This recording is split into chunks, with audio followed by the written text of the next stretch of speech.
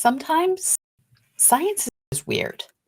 And this is one of those days where weird observations meet weird explanations. We have black holes aplenty, with a side of research on astronaut blood, and even a bit on how alligators aided in solar science. We told you things are weird. We also have our much more regular segment of what's up in the sky that you should go see. All of this and more right here on the Daily Space. I'm your host, Dr. Pamela Gay, And I'm your host, Eric Mattis. and we're here to put science in your brain.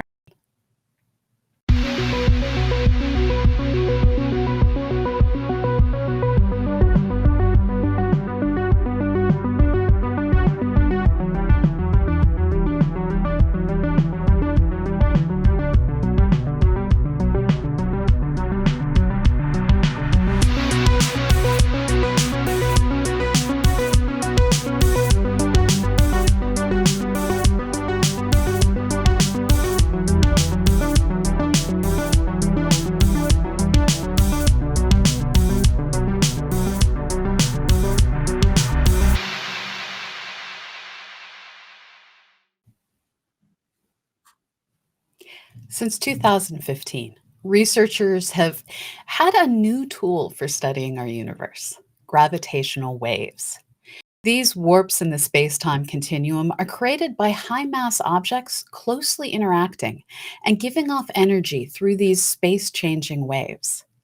Thanks to relativity and powerful computers, researchers are able to digitally listen to the ring of these gravitational waves and determine the geometry of the merging objects, including both rough estimates of the masses and the shape of their orbit prior to merger.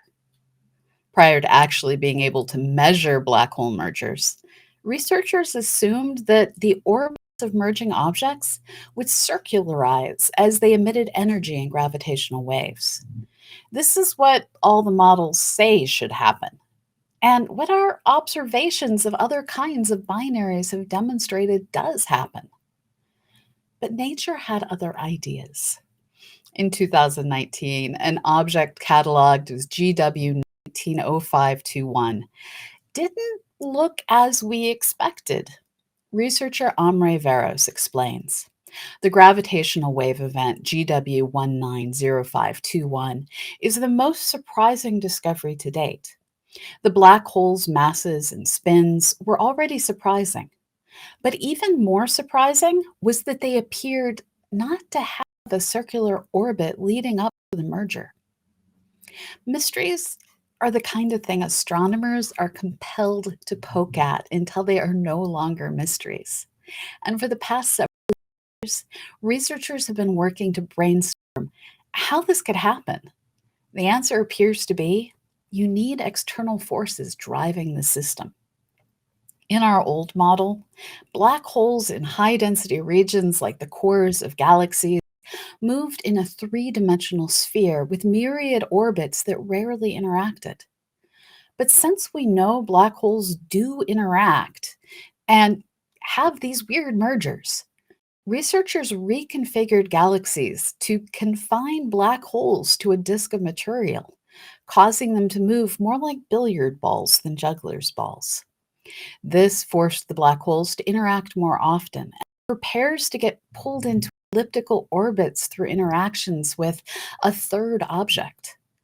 Lead researcher Johan Samsing adds, we have now shown that there can be a huge difference in the signals emitted from black holes that merge in flat two-dimensional disks versus those we often consider in three-dimensional stellar systems, which tells us that we now have an extra tool that we can use to learn about how black holes are created and merge in our universe. These results appear in the journal Nature. Black holes are one of those rare objects that are so weird, they get a whole lot of attention. And when I say they are weird, I mean they gift researchers with utterly unexpected things on a regular basis. In another system, GRS 1915 plus 105. Researchers found the system changes over a 500-ish day period in a way they liken to a beating heart. Located in a binary system, this roughly 12 solar mass black hole steals material from its companion, and that material is excited into a corona around the black hole and then driven into jets. This work is published in Nature Astronomy and was led by Mariana Mendez. For 15 years, a team monitored this system with the orbiting Rossi X ray timing explorer and the Ryle radio telescope outside London. In this data, they found a roughly 500-day cycle, with the radio and X ray data reaching their separate peak brightnesses. And then, when they were brightest, the other would be faint. This was the first time both aspects of a system were so thoroughly observed. And this remarkable data set allowed researchers to determine that the corona and jets are directly related. According to the paper's abstract, the system's X ray corona can transform into radio jets. This is driven by thermal instabilities. To try and explain this as simply as possible, material builds up in the corona where it emits X ray light. At a certain point, this built up material collapses into jets. The X ray light goes away, and the radio light brightens, feeding the jets.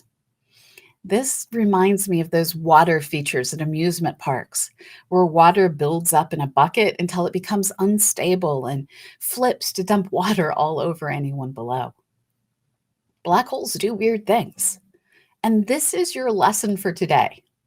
Do not park your spacecraft below a black hole. It just might get a radio jet dumped on it. Let's face it, we're still learning a whole lot about the details of when and where we find all sorts of different cool events in our galaxy and the universe beyond. While black holes are all kinds of awesome with their weird physics, another area of space science is doing its best to show it can be just as weird in totally different ways. That area? Solar system formation. Researchers are working hard to figure out how a blob of gas can, over time, become a star system rich in planets and possibly life. This work is being done in two ways. Folks are working on developing models of what should happen, and folks are looking at solar systems and the progress of forming at every possible stage of their development. These observations constrain when different structures form. And by structures, sometimes I mean molecules. New observations from the Atacama Large Millimeter Array have shown that the molecule dimethyl ether is already present in planet-forming disks. Study co-author Alice Booth remarks, "It is really exciting to finally detect these larger molecules in disks. For a while, we thought it might not be possible to observe them. What makes this even more exciting is that we now know these larger complex molecules are available to feed forming planets in the disk. With these molecules present from the very beginning, life, or at least complex organic molecules, had the seeds to start forming from the very start."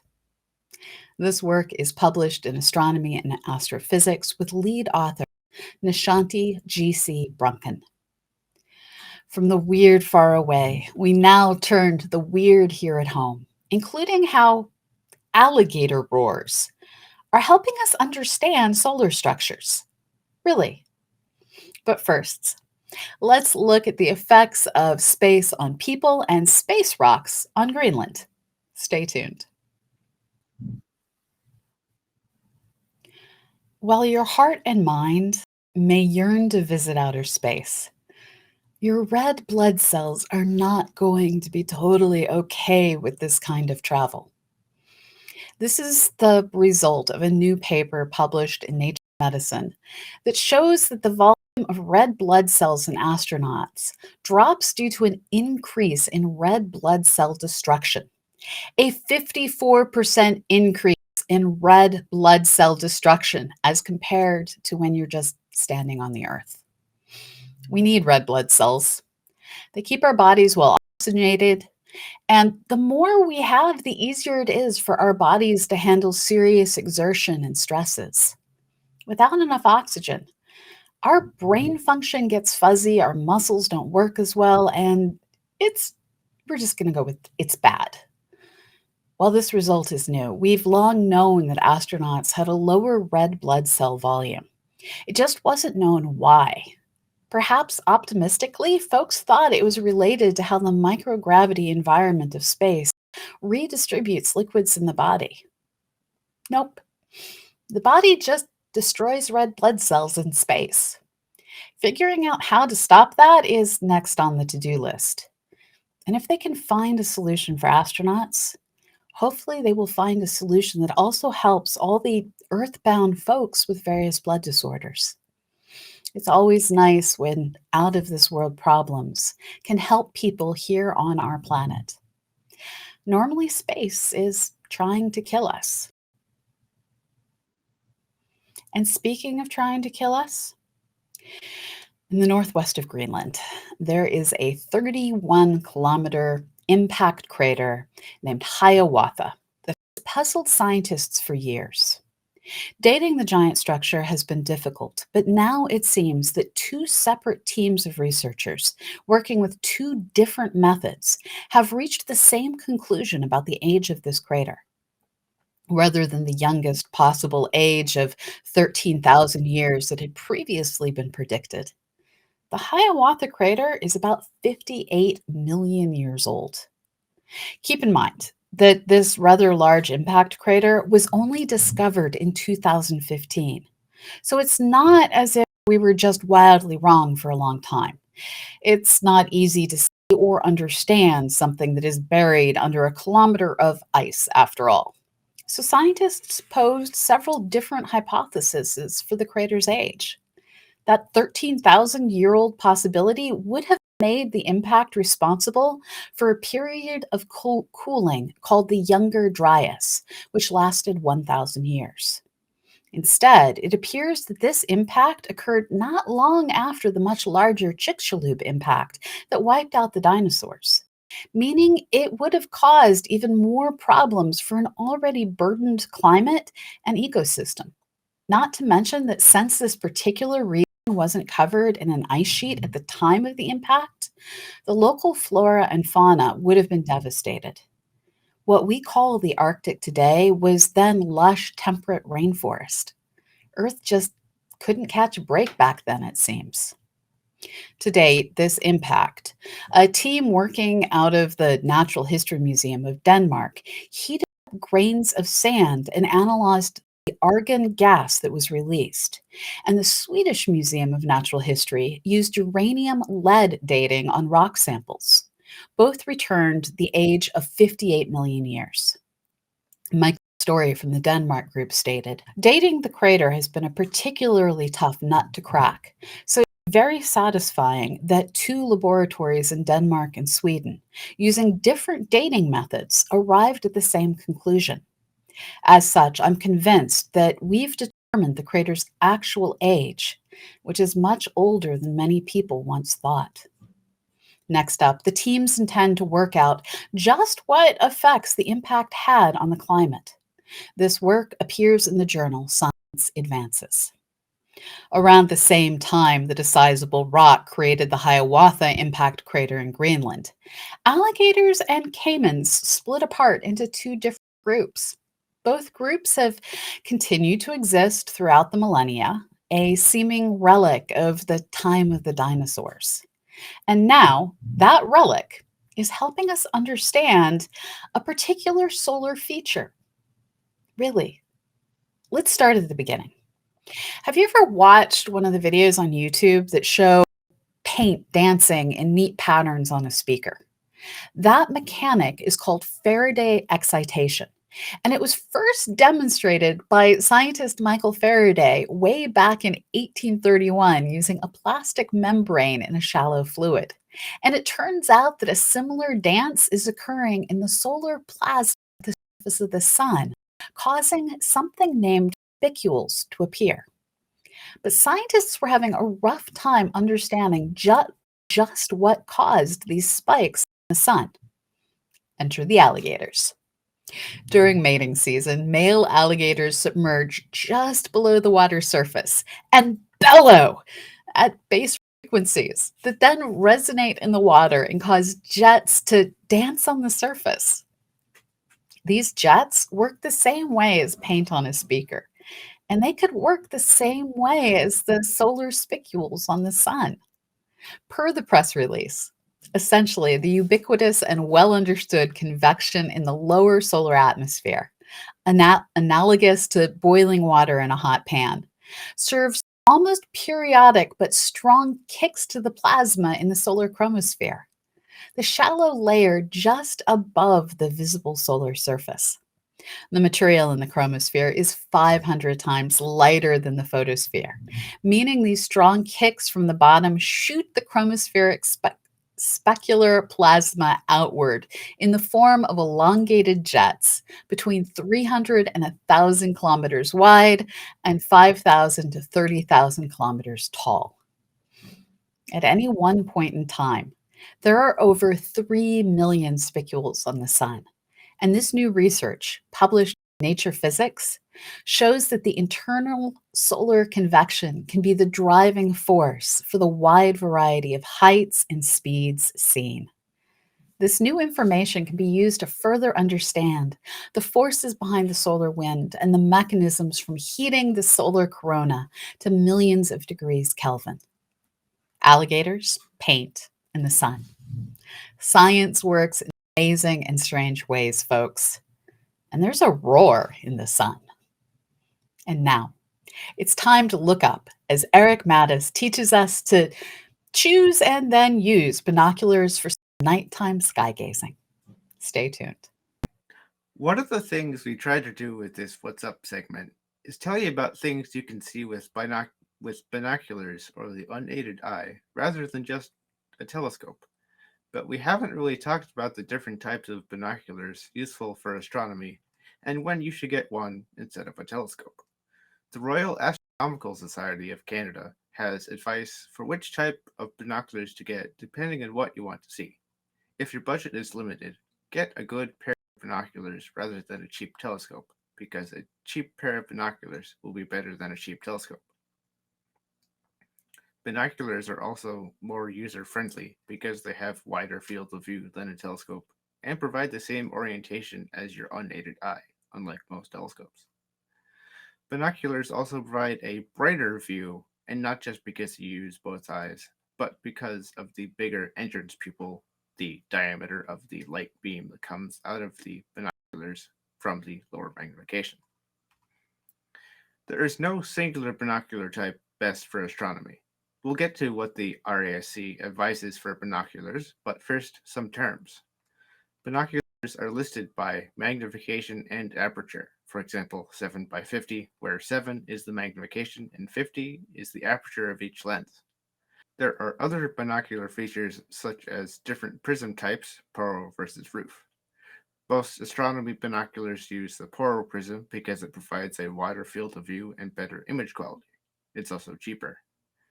Roof prisms are more expensive and have features that are more useful for terrestrial binoculars, such as compact size and durability. Magnifications between 6 and 10 are ideal for scanning the sky, which can help with learning the constellations and other things. This class is also good for comets and large star clusters. Finally, low magnification binoculars can be handheld easier. Binoculars with higher magnification, between 10 and 20, are useful for smaller clusters such as the Pleiades and Hyades. However, they are harder to use and you may need a tripod to use them comfortably, taking away some of the portability advantages. Over about 10 times magnification, it may be easier to use a small telescope with a wide field eyepiece to provide a more comfortable and stable mounting, but still get the wide field of view. Another consideration for a larger pair of binoculars is just how much more you can see with them. Brightness increases as the aperture gets bigger, but brightness decreases as magnification gets higher. The effect of these two factors is bigger binoculars, those with high magnification and large aperture, let you see dimmer objects in more detail because the background will be darker. In general, doubling either the aperture or magnification will let you see 4 times as much. Sounds pretty obvious, but there is some detail that needs to be taken into account. Bigger optics will be affected more by the sky quality than smaller optics, so depending on your average weather, smaller aperture, lower magnification binoculars will outclass a larger one in resolution for your situation. One upcoming event this month is what's known as a Messier Marathon. Because of where and how your boy Charles compiled his list of objects, it's possible to see all 110 objects in a single night during a period from mid March to April. Depending on your stamina, it may take you a few nights to get all of them in, and you may not get to all of them. That's fine. Astronomy is a hobby, and you shouldn't burn yourself out trying out a challenge if you aren't ready for it. The RASC has an observing list related to the moon for both binoculars and telescopes, and you don't need to be a member to download it. The binocular edition has 40 features to look for, and the telescope edition has 100. We'll have a link in the show notes, for this episode. So grab some binoculars and a sky map or 3, head outside, and look up. This has been Daily Space. You can find more information on all our stories, including images, at dailyspace.org. As always, we're here thanks to the donations of people like you. If you like our content, please consider joining our Patreon at patreon.com/CosmoQuestX.